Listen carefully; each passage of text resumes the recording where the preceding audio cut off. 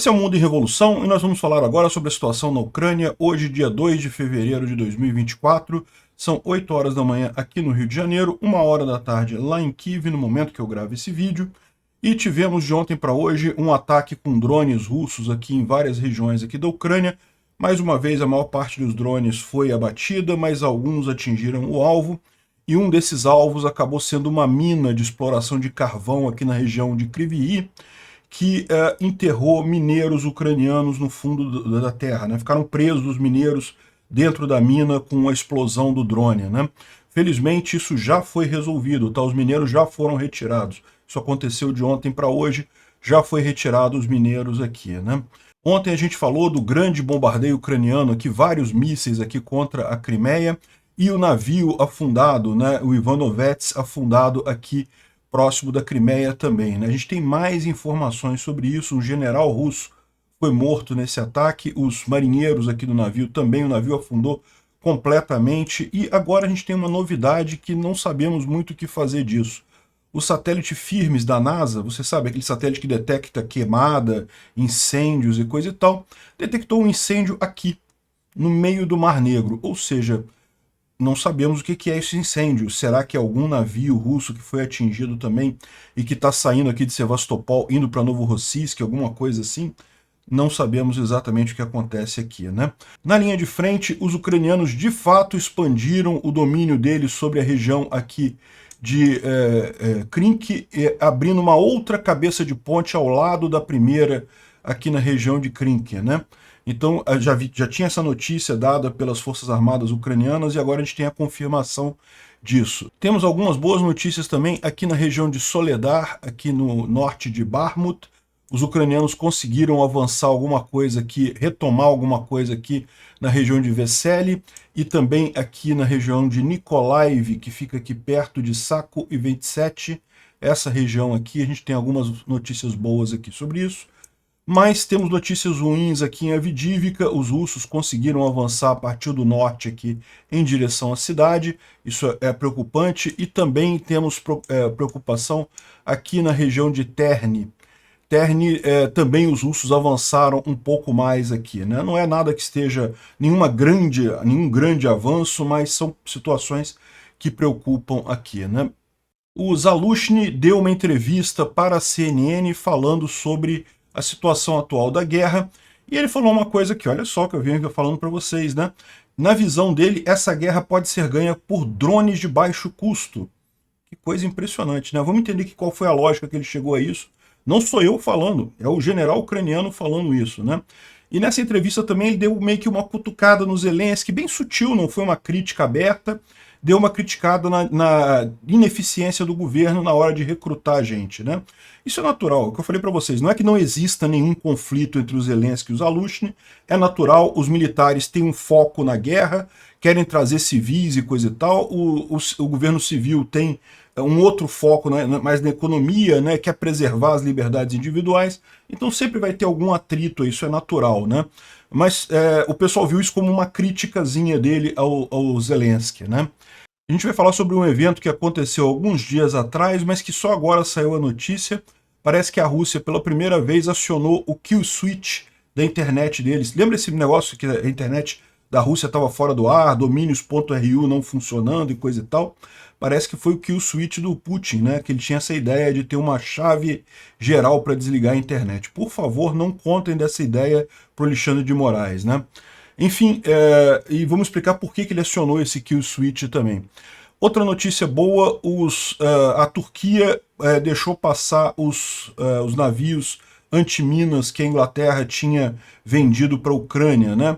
A gente falou sobre esse caso. Ah, mas não pode passar navio no Estreito de Bósforo quando tem guerra e coisa e tal. Vou explicar qual foi o esquema que eles usaram, mas os navios conseguiram chegar. Os navios já chegaram, já estão sendo usados para limpar minas aqui da região do Mar Negro, né? E por fim temos uma boa notícia e uma má notícia. A boa notícia é que o Senado americano está aprovando o pacote de ajuda para a Ucrânia. Tudo leva a crer que já com acordo com a Câmara dos Deputados para aprovar isso também. E também a União Europeia, aquele acordo de 50 bilhões de euros também foi aprovado, já deve chegar parte desse dinheiro agora em março, né?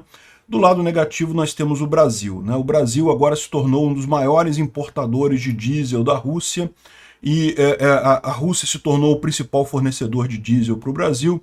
E o pior é que eu adoraria xingar só o Lula nesse caso, mas o Bolsonaro está na origem deste problema também, ao não tomar o lado correto nessa guerra, ficar em cima do muro, dizer não, neutralidade, coisa e tal.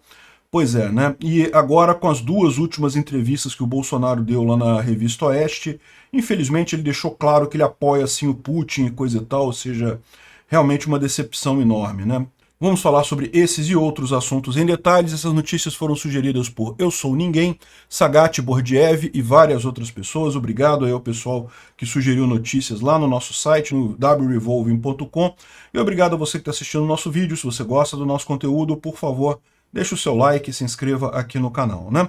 Bom, antes da gente entrar no assunto, deixa eu dar dois avisos para vocês. O primeiro é, eu estou viajando hoje para São Paulo e devo participar de uma entrevista com o Rogério Vilela, do Inteligência Limitada, no sábado, tá? Essa entrevista não vai ser ao vivo, ele vai gravar e vai publicar num dia mais adiante. Aí nós vamos falar exatamente sobre a Ucrânia, tá? A ideia é dar uma repassada na situação da guerra, falar dos outros conflitos também. Então fiquem atentos aí que essa entrevista deve sair mais para frente. E eu vou estar viajando, vou estar em São Paulo amanhã e depois de amanhã. Os vídeos vão continuar saindo normalmente, mas aí sabe como é que é o esquema? Pode ter algum atraso, pode ter alguma diminuição, mas vai sair com certeza os vídeos amanhã e dia 4, né? E aí na segunda-feira eu já estou de volta ao Rio de Janeiro. O outro aviso é, eu tinha feito uma consulta ontem sobre se o pessoal gosta dessa introdução em que eu faço um resumo dos tópicos do dia e depois eu entro no assunto como um todo. O pessoal gosta, ou seja, eu vou manter esse resumo no início do vídeo, né? Eu tinha pensado em tirar porque eu estava vendo o gráfico de visualização e parece que é mais ou menos contínuo. Pouca gente abandona o vídeo depois desse resumo inicial, mas como está sendo útil para algumas pessoas, eu vou manter o resumo, né? Vou passar, porém, a colocar a minutagem que começam as notícias de verdade. Então, se você não quiser ver o resumo e a minha apresentação aqui, você pode pular direto para a região da notícia, vendo no comentário, na descrição do vídeo, a minutagem que começam as notícias. Por que eu não vou fazer minutagem de cada notícia? Porque dá trabalho, entendeu? Bom, então vamos ao assunto, né? Ontem os russos fizeram um ataque com 24 drones Shahed à noite, 11 foram derrubados pela defesa antiaérea e 7 também não atingiram seu alvo, provavelmente devido à ação de sistemas de jamming, né, de guerra eletrônica.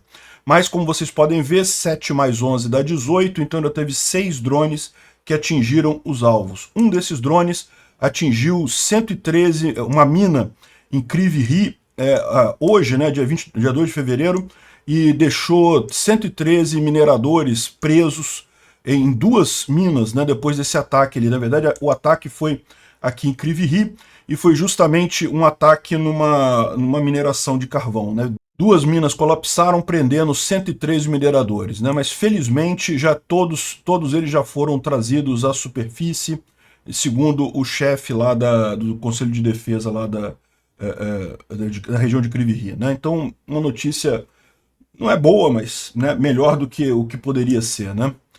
Bom, os ucranianos atingiram alguma coisa aqui na região de Donetsk, Nizhny Krinka, uma cidade ali em Donetsk ocupada pelos russos, nessa região aqui.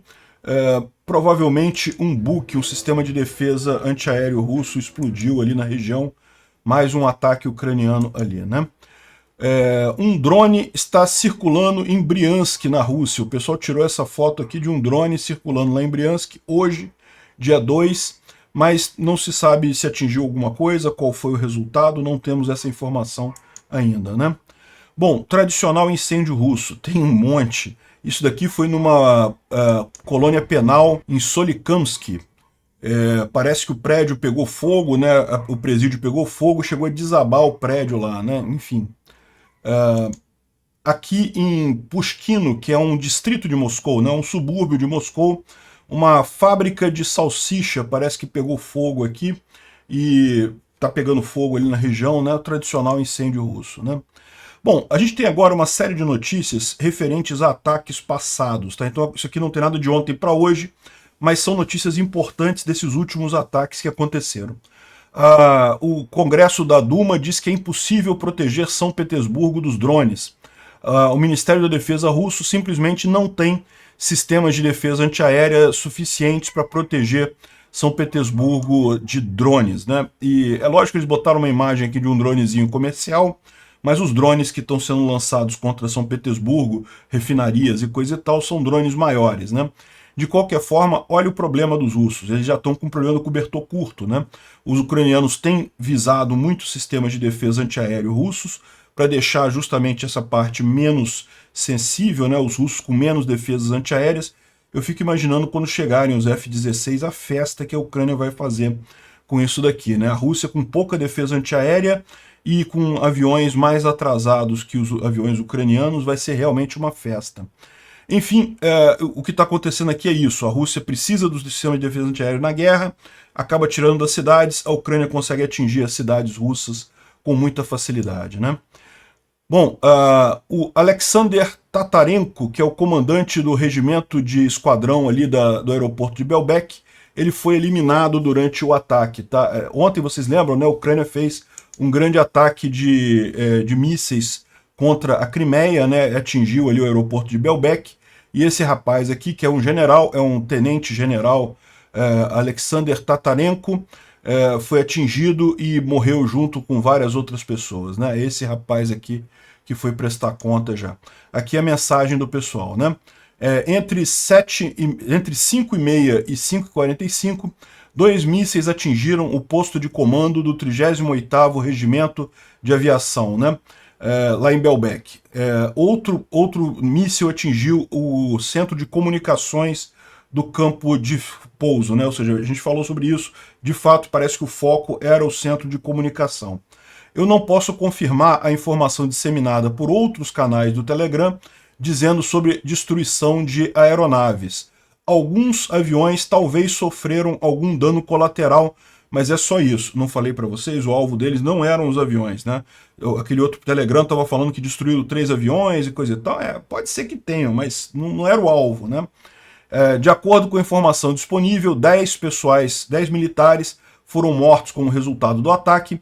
Entre os mortos está o comandante do esquadrão de aviação, o Alexander Tatarenko, né, que é o general que comanda esse grupamento. Ele fala aqui ainda que as forças armadas ucranianas estão usando novas rotas para os mísseis.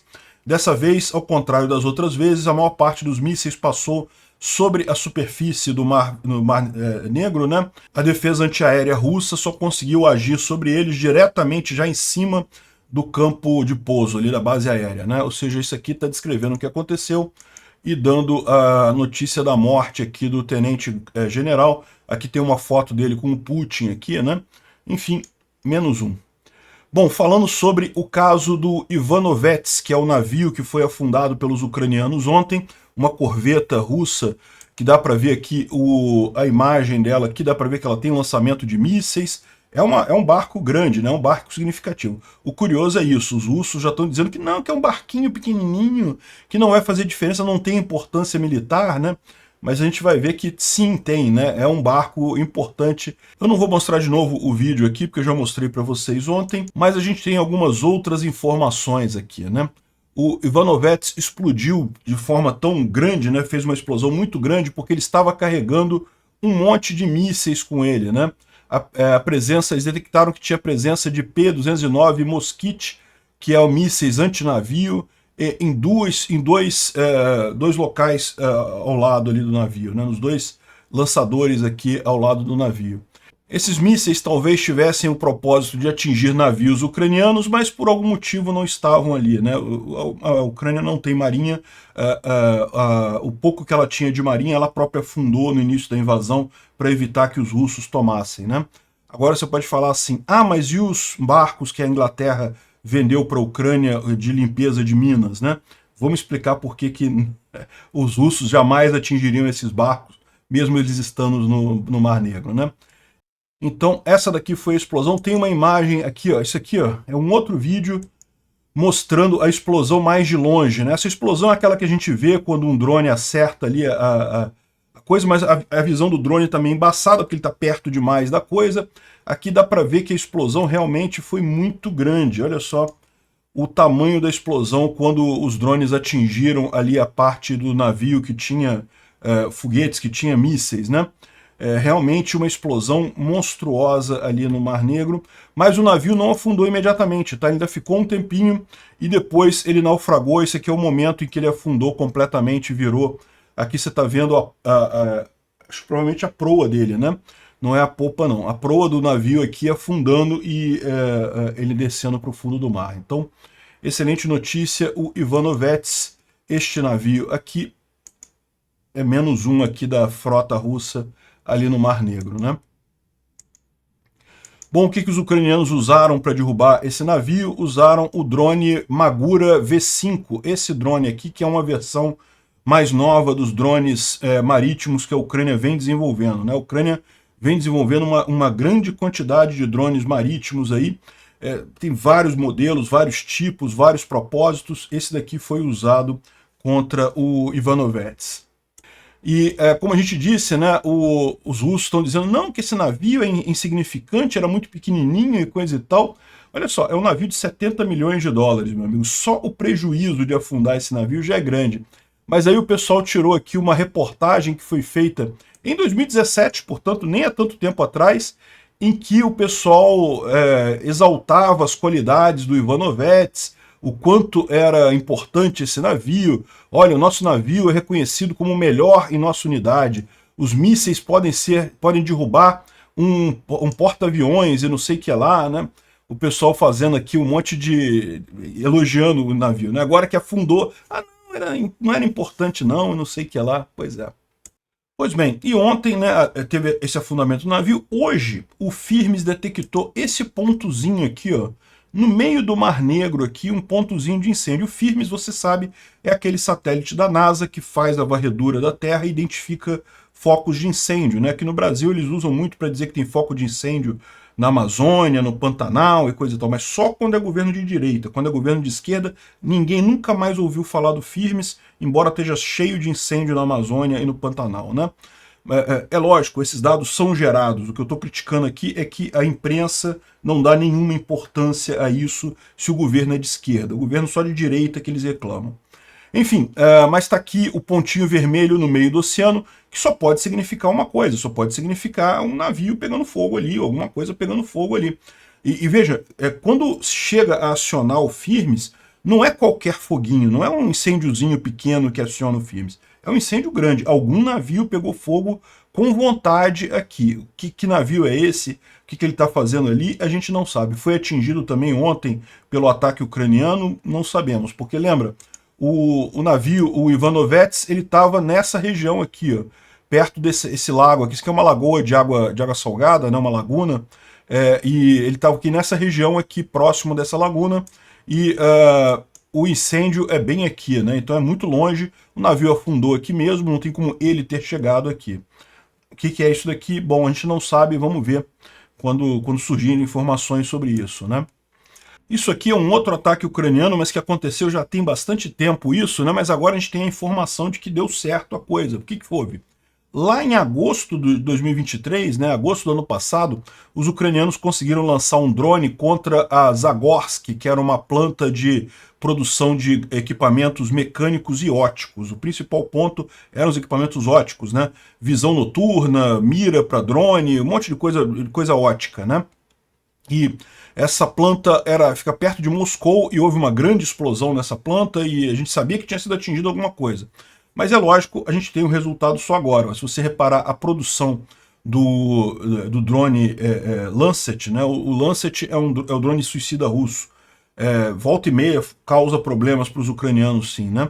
E aqui, olha só, quando teve a explosão foi 9 de agosto, em agosto ainda tinha uma reserva grande, logo em seguida caiu o número de uso de drones Lancet pelos russos, né? Porque justamente eles não estão conseguindo produzir mais a mesma quantidade que produziam antes, né? Então você vê aqui que a Rússia vinha num crescente aqui de produção, produziu muita coisa em julho, agosto, tinha inaugurado toda uma nova área de produção de drones Lancet, e aí os ucranianos acabaram com a festa. É verdade, depois recuperou um pouco, né? Evidentemente a Rússia vai tentar consertar as coisas lá, né? Mas foi um golpe grande lá na Rússia. Aqui, duas notícias interessantes. A Euromaidan Press traz aqui uma avaliação sobre esse ataque ucraniano de ontem na Crimeia, com todos os detalhes e coisa e tal. Está muito interessante esse artigo. E essa imagem aqui ele tirou do canal Reporting from Ukraine, que voltou a fazer vídeos, né? Ele falou que teve doente, ficou um período doente, aí não pôde produzir vídeos, e quando ele ia voltar ele adoeceu de novo, então que ele vai agora reduzir o ritmo dos vídeos dele, mas teve vídeo deles ontem e falando justamente sobre esse ataque aqui na Crimeia, muito bacana realmente, né? Bom, falando sobre a linha de frente, a gente já tinha alguma informação de que os ucranianos tinham expandido as cabeças de ponte ali na região de Krynk. A gente sabe que eles estão aqui nessa região central de Krynk, e agora, aparentemente, também eles abriram uma segunda cabeça de ponte aqui, ó. Os ucranianos tomaram mais algumas casas aqui ao sul de Krynk, né? Então, a ideia aqui é machucar ainda mais os russos, né? Causar ainda mais problema para os russos, e excelente isso daqui, vamos ver os resultados disso com o tempo, né? A essa altura, eu não acredito que os ucranianos vão fazer realmente uma grande cabeça de ponte, uma invasão por essa região aqui, mas essa estratégia deles de penalizar os russos aqui, de atritar os russos nessa região, está dando muito certo, né? Uma das coisas que eles estão fazendo é isso daí, é usando algumas cargas com dispositivos que eles chamaram de Johnny. É um detonador que pode ser atingido à distância, né? Então, isso aqui são os russos falando sobre isso, né? As Forças Armadas da Ucrânia estão colocando minas em Krynk nas áreas ao redor, usando drones, né? E eles modernizaram o PTM-3, equipando ele com um detonador especial que eles chamam de Johnny. Então, os russos estão dizendo que os ucranianos chamam esse detonador de Johnny. Esses detonadores são equipados com giroscópios, acelerômetros e magnetômetros para detonar a mina próximo de impacto, movimento, e aí isso é colocado no solo, e eles também podem ser atingidos à distância, e mesmo soldados com armas podem detonar a mina, né? Aí tem aqui a imagem das minas aqui que eles colocaram, parece realmente só uma sacola aqui no chão, isso é jogado do drone, ativado à distância, tá vendo? E daí, se passa um tanque, um carro, ou até um soldado ali, ele acaba explodindo, né? Então, é isso daí, mais uma tática que os ucranianos estão usando para destruir russos ali na região. Essa é realmente a ideia, né? E antes que alguém fale assim, Peter, mas você está contando um segredo para os russos. Olha só, minha fonte é o Twitter. Se está no Twitter, já está público. Então, assim, é lógico que eu evito falar alguma coisa que eu acho que é um segredo, alguma coisa assim, mas a verdade é que se está no Twitter, meu amigo, os russos já sabem, não tem segredo nenhum, né? Bom, o GUR, que é o Serviço Secreto Ucraniano, interceptou uma chamada de soldados russos reclamando de estarem sendo enviados em assaltos, né, em ataques próximos a Avdivka, sem suporte de artilharia, e no final das contas reclamando muito do comandante da ação, e fala sobre os corpos de russos que ninguém pega por mais de um mês, que os russos estão lá apodrecendo e coisa e tal. Enfim, reclamando desses ataques sem sentido em Avdivka, né? E de fato a gente tem aqui um exemplo em Avdivka de um grupo de soldados russos que foi lançado em mais uma dessas tentativas de avanço aí sem sentido, e acabaram sendo totalmente destruídos aí com munição ali na região, e os que sobraram, os poucos que sobraram, receberam tiros de um Bradley, e depois ainda tem uns drones FPV ainda que vão aparecer aí e vão dar conta dos últimos deles ali, né? Os poucos que sobraram, os drones vão lá e dão conta também, e acabou os russos todos, e é isso daí. Mais uma tentativa russa de avanço ali em Avdivka sem sentido, né? E também teve uso de blindados, mais blindados destruídos ali em Avdivka. Os russos, de fato, conseguiram avançar um pouco ali em Avdivka no seguinte sentido. Não que eles controlam a região, mas conseguiram expulsar os ucranianos de uma determinada região. A gente vai falar sobre isso quando a gente for ver as cartas do Pulevolan, né? Bom, aqui uma boa notícia é na região ali de Mykolaiv, ali próximo a Soledar. Segundo as informações, os ucranianos retomaram aqui esses sistemas de trincheira que tem perto aqui da cidade. Então, uma boa notícia aqui, tem essa mesma informação passada aqui pelo Andriy Perpito. Ele fala que Mykolaiv é essa cidade. Tá? A cidade em si ainda está na mão dos russos. O que os ucranianos tomaram foi um sistema de trincheira que tinha aqui, né? E também ficou fácil de perceber a real fronteira aqui, né? A linha de frente aqui, por conta dos drones, de ataques de drones que aconteceram aqui nessa região, e eles tiveram acesso, né? A gente vai falar sobre isso também nas cartas aqui do Poulet Volant. Então vamos a elas. Aqui é uma situação ruim para os ucranianos. A gente está falando aqui de Kreminna. Lembra, os russos querem chegar no rio Zerebets, que é esse rio aqui. Andaram muito pouquinho, mas andaram alguma coisa. É sempre preocupante, né? Aqui eles tinham já expulsado os ucranianos daqui e conseguiram avançar em alguns trechos nessa região aqui. Vamos esperar que os ucranianos consigam segurar esse avanço russo, né? Da mesma forma, aqui em Avdiivka, aqui é Avdiivka, aqui é a região que estava em luta, que você viu aqueles soldados e os tanques sendo destruídos pelos ucranianos aqui.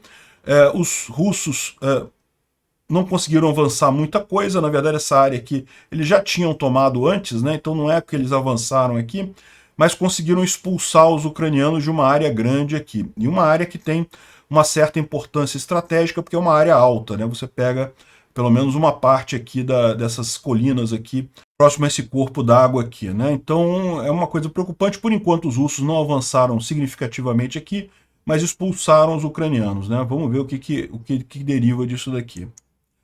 Aqui é uma visão mais detalhada da área que foi que os ucranianos abandonaram, e o avanço russo aqui, que foi pequeno, mas de qualquer forma preocupante. Bom, aqui na região de Novomykhailivka não tem nenhuma mudança significativa. Teve aqui mais tentativa de avanço russo, mas nenhuma mudança significativa, né? Aqui, justamente na região de Nikolaivka, ali perto de Soledar, né? Soledar está aqui.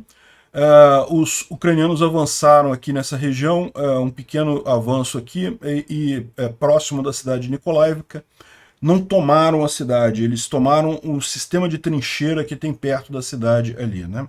E aqui mais abaixo, em Bakhmut, né, não teve nenhuma mudança significativa. Os russos continuam tentando avançar aqui, mas sem grandes alterações, né? O Instituto para Estudo da Guerra fala aqui sobre a entrevista do Zaluzhny para a CNN. Realmente muito interessante a entrevista. E ele fala aqui justamente sobre essa ideia do Zaluzhny de apostar em drones de baixo custo, que na visão deles isso realmente uma coisa que destaca a Ucrânia frente à Rússia ali na linha de frente, né? E ele está falando sobre incentivar isso por quê? Porque, no final das contas, os outros conflitos que estão surgindo no mundo, né? A gente está vendo o Irã, a questão da Palestina e coisa e tal, tudo isso acaba trazendo a atenção do Ocidente para aquela região, acaba disputando com a Ucrânia a produção de armas, de munição de artilharia e coisa e tal. Então, no final das contas, a Ucrânia tem que contar mais com ela própria nessa guerra, né? E daí ele vê essa questão dos drones como um diferencial muito grande, inclusive em relação à Rússia. E outra coisa que ele fala aqui, ó, isso aqui está a entrevista dele, ele fala sobre, olha só, ele continua mantendo que a gente está num stalemate, está num empate. Nem a Rússia nem a Ucrânia conseguem avançar atualmente, tanto que ele decidiu que a Ucrânia não ia tentar avançar e agora poupar recursos para quando tivesse melhores condições para avançar. E ele diz que a Ucrânia precisa de uma estratégia única, porque a guerra segue a sua lógica própria, né? Ele diz que a guerra pode ser ganha por drones baratos. Uma prioridade que seria importante para todo o arsenal relativamente barato, efetivo dos veículos não tripulados, né? E outras tecnologias desse tipo. Os drones vão salvar vidas de soldados porque eles compensam as dificuldades na mobilização e o menor número de pessoas na Ucrânia versus a Rússia, né? Aqui que ele deu uma cutucada no Zelensky. Não foi uma crítica aberta, foi uma cutucada. Por quê? Porque a Verovna Rada, a Câmara dos Deputados lá da Ucrânia, ainda está discutindo como fazer a mobilização, e os militares querem a mobilização já, precisa de gente, tem que pegar o pessoal aí, trazer para cá e não sei o que lá. Enfim, esse tipo de coisa, né? E daí, já que a gente tem menos pessoas, então o drone ajuda muito, porque diminui a perda ucraniana e facilita atacar os russos, né? Causa muitos danos aos russos sem matar ucranianos, né? Drones baratos também significa de menos necessidade para armas ocidentais pesadas que estão ficando cada vez mais raras e demoradas, né? Então a gente tem, isso oferece oportunidade de reduzir, mas não eliminar, ou seja, o que ele está dizendo é que não é que o drone vai fazer com que todas as armas sejam inúteis, que não precisa mais de tanque, não precisa mais de obus, não é isso. Elas continuam sendo necessárias, mas diminui a necessidade dessas armas, o que ajuda no final das contas, né? Ele fala que o suporte do Ocidente diminuiu e possivelmente para sempre, não vai voltar ao suporte que a Ucrânia uma vez tenha, porque no final das contas, o que está acontecendo, né? A guerra no Oriente Médio está crescendo, está aumentando de tamanho e vai chamar muita atenção do Ocidente para lá. Então a Ucrânia não pode contar com muita ajuda do Ocidente por muito tempo, né? É curioso que ele falou isso, mas recentemente foi aprovado o apoio de 50 bilhões de euros da Europa e deve vir também dos Estados Unidos mais uma quantia significativa, né? Então a Rússia conseguiu distrair a atenção da Ucrânia para o Oriente Médio. Todo mundo sabe que foi a Rússia que começou aquela coisa toda do Hamas ali, era o objetivo deles exatamente esse, né? E eles ainda podem buscar provocar conflitos em outros lugares, ou seja, tem os Balcãs ali com o Kosovo e a Sérvia, que são aliados da Rússia, tem o Maduro da Venezuela, que o Putin tem outros meios de causar conflitos em outros lugares, né? A conclusão dele é que a vitória vai se dar por meios tecnológicos, ou seja, a Ucrânia tem que desenvolver coisas tecnológicas, é isso que vai fazer a diferença no final das contas. Se ficar em produzir munição de obus, sempre a Rússia vai ter vantagem sobre a Ucrânia. Mas na questão dos drones, realmente achei bacana, achei legal a posição dele, está de acordo com aquilo que eu falo para vocês. Se você vê aqui a lista dos equipamentos russos destruídos todos os dias, olha só, tem sempre um monte de equipamento destruído russo aqui.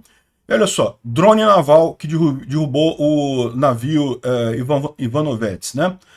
Aqui um outro drone derrubado por um drone FPV. Equipamento de vigilância derrubado por drone FPV. Equipamento de comunicação FPV drone. Aí tem um cara aqui que não sabe o que é. Esse outro aqui foi por artilharia. Outra aqui, drone derrubou bombas, FPV drone, artilharia. Esse aqui foi por artilharia, FPV drone, FPV drone, FPV drone. Drone soltou bombas, drone soltou bombas, drone soltou bombas. Não se sabe a causa. Drone, tanque abandonado depois que passou por uma mina, então nesse caso aqui foi uma mina. Drone FPV, drone soltou bomba, drone soltou bomba. Repara que a grande maioria dos equipamentos russos destruídos pelos ucranianos é com drones FPV, aquele drones First Person View, né? Então imagina o custo, a diferença de custo disso. Um drone desses, é verdade que só 30% dos drones ucranianos conseguem atingir o alvo, os outros 70% são perdidos. Mas olha a diferença de custo, esses drones não custam nada e destroem um tanque que custa milhões e milhões de dólares, né? E do lado russo também que se você pegar os equipamentos ucranianos destruídos pelos russos aqui embaixo, tá aqui, ó. Esse aqui foi por lançador de granada, mas logo aqui, ó, o Lancet, que é o drone suicida russo. Lancet, drone FPV, drone FPV, drone FPV, Lancet, drone FPV, drone FPV, drone soltou bomba e teve mais um lançador de granada aqui, né? Enfim, repara como é que principalmente por drones que está se dando isso daí. Você está usando drones baratos para destruir equipamentos caros do inimigo, né? Os ucranianos estão com uma vantagem nisso, eles estão conseguindo destruir muito mais. Isso daqui foi o de ontem para hoje, né? Mas todos os dias, se você olhar essa lista de material destruído, é isso. E eu concordo, portanto, com o Zaluzhny, a Ucrânia tem que investir em drones. Bom, isso daqui é só uma curiosidade, um vídeo que foi liberado agora, mas que aconteceu em 2022, em maio de 2022, quando a Ucrânia retomou a Ilha da Serpente, né, a Ilha das Cobras ali, a Zimny Island. Aqui mostra um lançador de foguetes colocado em cima de uma barcaça. Foi um dos equipamentos usados para tirar os russos lá da ilha e retomar a ilha para os ucranianos, né? Outra notícia ruim para os russos, um helicóptero Mi-8, um helicóptero de transporte, caiu e matou toda a tripulação. Não teve nada a ver com a Ucrânia, foi lá na Síria que aconteceu isso. Caiu na Síria, mas, bom, matou os russos que estavam usando o helicóptero, né? Menos tripulantes russos aí que poderiam, eventualmente, um dia estar na Ucrânia.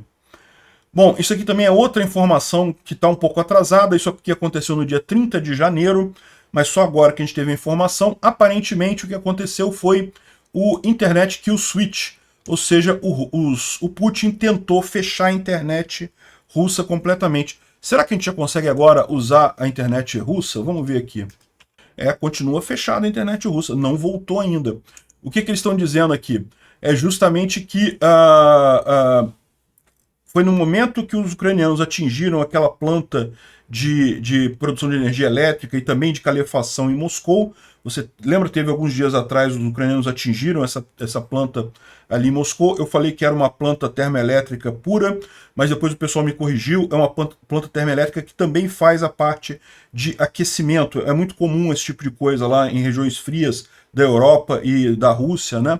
Então, não só gera energia elétrica com aquecimento, mas também usa esse aquecimento para levar calefação para as casas da região, né? E daí, os ucranianos atingiram essa instalação ali, lá em Moscou, né? E parece que chamou muita atenção dos russos lá. O Putin botou a mão no dedão para desligar a internet, para evitar que essa notícia se espalhasse muito por lá, né? Então, não sei. Porque tem um monte de gente. Os ucranianos estão dizendo que eles fizeram um ataque e conseguiram desligar a internet russa. Não sei. Mas aparentemente é isso daí. Continuam os domínios RU inacessíveis. A União Europeia vai entregar metade das 1 milhão de cartuchos de artilharia prometidos para a Ucrânia em março. É uma boa notícia. Março não está tão longe assim, já é mês que vem. A capacidade de produção da Europa, porém, vai atingir 1,4 milhão em 2024 e 2 milhões em 2025. Eu acho que tem que começar a crescer mais, porque no final das contas, com todos esses conflitos surgindo por aí, vai precisar de mais produção disso, né? E, bom, uma outra notícia, os senadores americanos estão pressionando a Hungria para imediatamente aprovar a entrada da Suécia na OTAN, né? Lembra que falta só a Hungria agora para aprovar a entrada da Suécia na OTAN, e estão sugerindo que para o Orbán que, olha só, isso pode danificar as relações entre os Estados Unidos e a Hungria se eles não agirem, né? E por falar em Turquia, a gente tem boas notícias. A gente já falou outro dia dos S-400, que é possível que a Turquia faça um negócio com os Estados Unidos e esses S-400 acabem na Ucrânia, né? Falamos sobre isso no vídeo de ontem. Mas uma coisa importante nessa notícia aqui do pessoal é que está dizendo aqui que a Turquia permitiu que os navios de retirada de minas britânicos passassem pelo canal é o Estreito de Istambul aqui, na verdade, né? O Mármara é esse outro aqui antes, mas o mais importante é o de Istambul, né? Qual que é a questão aqui? Vocês lembram, antes dessa guerra, a Ucrânia tinha comprado da Inglaterra 2 navios de limpeza de minas para usar no Mar Negro, justamente porque desde a guerra lá de 2014, de vez em quando tem umas minas ali no Mar Negro, e a Ucrânia queria usar esses navios para limpar isso daí e evitar danos a navios cargueiros na região, né? Os navios ficaram prontos agora, no final de 2023, e seriam entregues para a Ucrânia. Só que existe um tratado desse canal aqui de Istambul, que diz que a Turquia fecha esse canal para veículos militares de países em guerra. Então a Rússia e a Ucrânia não podem passar navios militares aqui pelo Estreito de Istambul, e com isso os navios não podiam ser usados. Uma pena, porque é justamente nesse momento que está sendo mais necessário tirar minas ali do Mar Negro, né? Só que o que aconteceu? Foi feito um acordo em que a Ucrânia cedeu esses navios para a Romênia, e fez um acordo com a Romênia que a Romênia ia ganhar esses navios para ela. Agora eles são navios romenos e vão ser usados justamente para retirar minas do Mar Negro aqui todo. Ou seja, a melhor solução possível, né?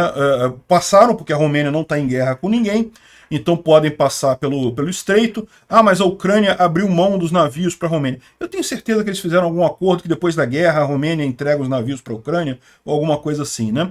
E a Romênia vai, portanto, usar esses navios. E é o melhor de tudo. Os russos não vão querer derrubar esses navios, né? Porque uma possibilidade é justamente aquele navio que estava com mísseis antinavio aqui estivesse visando esses navios militares, né? Ou seja, esses navios são 2 navios, né, de retirada de minas, são navios militares. Se fossem navios ucranianos, né, seria razoável ele atingir isso daqui. Agora, como são navios romenos, certamente tem um fator de cuidado maior dos russos para derrubar esses navios, e a função vai ser feita do mesmo jeito, que é a limpeza de minas aqui na região do Mar Negro, né? Então, resolvido o problema, os navios estão ali no Mar Negro, né? Bom, outra notícia, ontem a gente falou rapidamente sobre isso, agora a gente tem a confirmação, 50 bilhões de euros para a Ucrânia é um valor bastante razoável pelos próximos 4 anos, vai ajudar muito a Ucrânia, isso aí é além das outras ajudas que a União Europeia fornece também, mas é lógico, é uma coisa importante, justamente por ser uma ajuda constante, né? E, no final das contas, a primeira leva de dinheiro deve chegar já em março, agora já deve dar uma aliviada para o governo ucraniano, com certeza é uma coisa muito positiva, né? E estamos aguardando a decisão dos americanos, né? Parece que o Senado americano vai aprovar o pacote de ajuda de 61 bilhões para a Ucrânia nessa próxima semana. Olha, eu já falei isso tantas vezes aqui que eu tenho dificuldade de acreditar, porque eu sempre falo, não, semana que vem vai aprovar o pacote, semana que vem vai aprovar o pacote. Vamos ver, né? E lógico, o Senado não é o problema, o Senado, os democratas têm a maioria, então eles conseguem passar o que eles quiserem, mas essa história toda já está combinada com a Câmara. Então imagina-se que vai aprovar no Senado um pacote que já tem um acordo com a Câmara para resolver isso daí, né?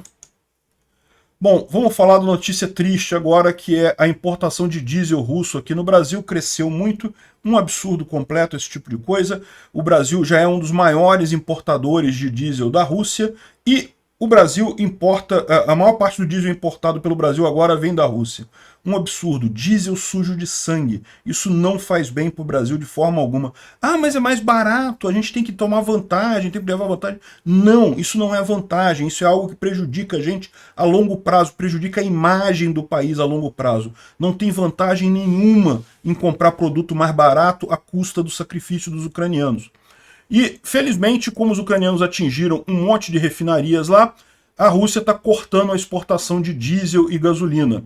Então, excelente notícia, não vão conseguir comprar por tanto tempo assim esse diesel barato da Rússia e, sinceramente, acho uma pena, me sinto envergonhado como brasileiro de estar usando esse tipo de coisa, é um absurdo esse governo Lula.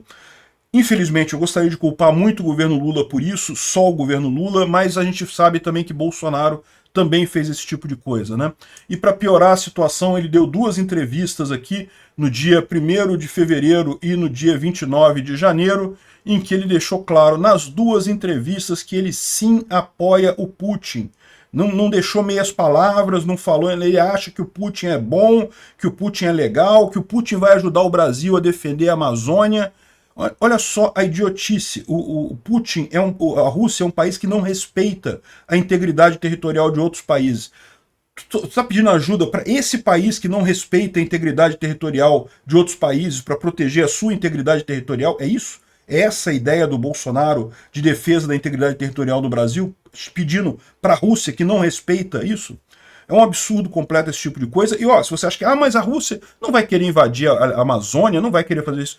Como não, meu amigo? A Venezuela está aqui do lado, já está na mão da Rússia, já a Venezuela completamente. Para invadir a Amazônia, pouco custa no final das contas. Vai confiando em atores não pacíficos para você ver o buraco que a gente vai entrar, né?